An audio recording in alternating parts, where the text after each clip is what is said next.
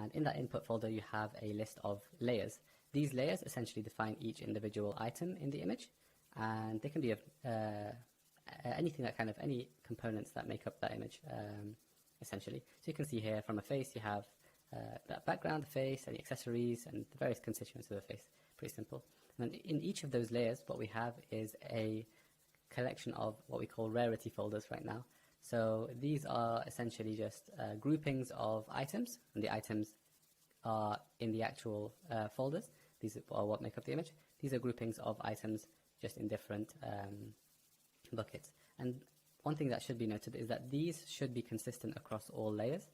So if you have 4 folders in the face layer, the same 4 folders should be present in all other layers here.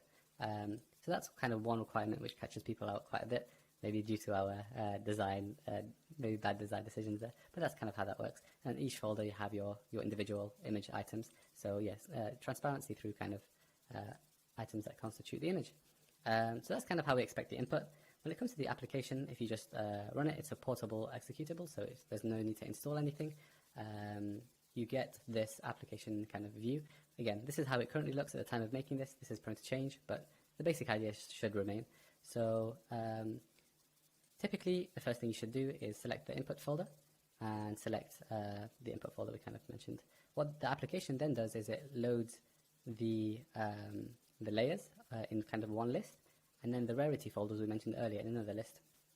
And what we allow you to do is to kind of set probability, I guess, percentages on each of these to kind of determine the odds of rolling a particular combination, say, or rolling into that particular layer, so or bucket as well. And that allows you to kind of customize relatively decently, as long as you don't generate too many images, the rarity of each parts in your image. And then you can see here we have a kind of preview component which allows you to just play around with this, test a few things out. So one thing you can also do is move around these layers. So you can see here background should really be at the back, and if I put it at the back of the image, then you get a few extra components. And the way the image works is the layers which are towards the top are towards the back of the image, and the more you bring the layers forward, say, the more forward in the image it goes. So you can see here the background is moving more and more forward, things are obscured, and now it's right at the front. So that's kind of how you align your image in this tool. And what this tool also allows you to do, I mentioned, is to set certain probabilities of items. So say we want only 10% of our images to have this face, this face. What we mean here by face is the circle outside. You can set this percentage here, and then when the image does generate it, only 10% of the generated images, of the rolled images, I should say, or there's a 10% chance of rolling into the face layer. Obviously, if you generate all possible combinations for the inputs you give, the percentage, like we don't duplicate images. So one thing this program does do is only output unique images. So if you roll all possible combinations, that will mean that the rarity is not decided by this, it's decided by just what possible combinations are there from your input components, if that makes sense. Anyway, let's not delve too deeply into that. So the way the image is generated is there's a certain percentage to go into every single layer, and if you go into that layer for a particular image, there's also this percentage here to kind of go into each rarity folder. That allows you to customize, say, certain rarer items you might want, or certain categories, down to you really. But 2 roles, one to select the layers, or a bunch of roles to select the layers, 1 role for each layer, and then 1 extra role to determine which folder you go into. And once you're into a specific folder, just a random item is picked from there and selected to be added here. So that's how an image is constructed. I hope that's kind of clear. I realize I've rambled a little bit. But next, before you generate, you might want to select how many kind of images you want to generate.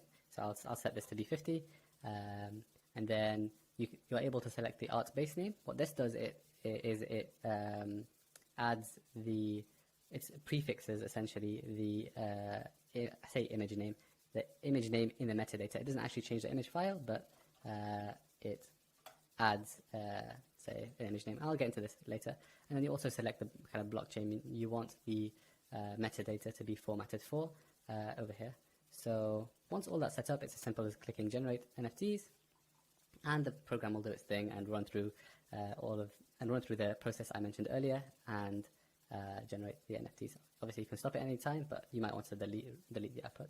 When it comes to the output, the program is set to output in the same directory as the input.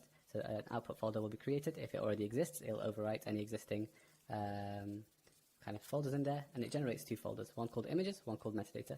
The images will house all of the generated images, so no need to explain much there. This is what you kind of wanted.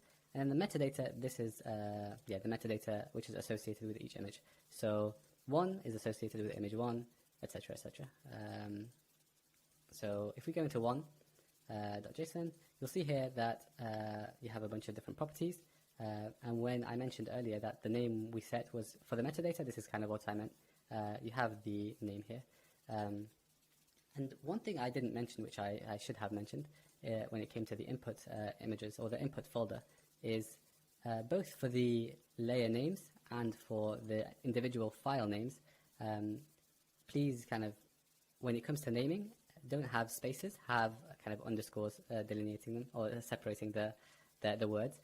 Because the way our program currently passes things or processes that word is by looking for these underscores and then turning them into spaces and then capitalizing the first letters. What that kind of allows you to do is in this metadata object, when it comes to generating the traits, what happens is the background is the layer of the layer name, and then the value is the file name, if that makes sense. You have a list of traits, which are essentially the components that make up an image. And these are the traits that, if I go to Opensea to some random thing, these are the traits that will be shown here in the properties section. So here, the glasses would be the layer name, Tough Ape would be the image name in this particular case. And that's a basic rundown of really how everything works. So one thing I should also mention is because these images kind of are layered on top of each other, each of these parts should really have the same dimension or the same resolution as every other image, just so that positioning is correct. So that's how we deal with positioning through this application, is just we rely on the images to be already pre-positioned properly. And yeah, that's I think everything that I wanted to run through.